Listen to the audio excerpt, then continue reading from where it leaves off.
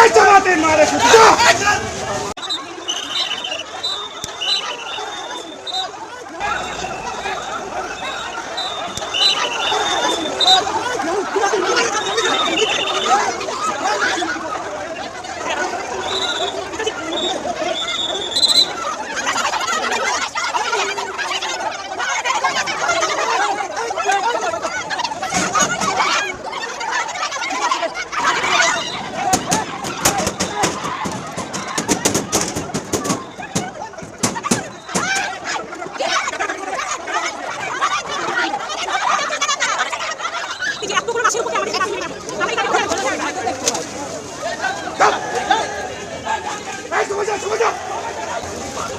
এই জামাতের মারে শুধু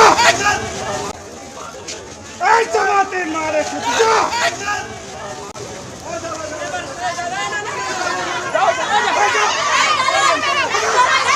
সবগুলো ছেলে মেয়েদেরকে সরকার নির্মমভাবে রাতের অন্ধকারে নির্যাতন এবং গণগুম করা হয়েছে।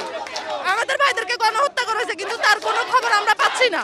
আমরা কোটা সংস্কার চাইছি, এতগুলো রক্তের বিনিময়ে আমরা কোটা সংস্কার চাই নাই।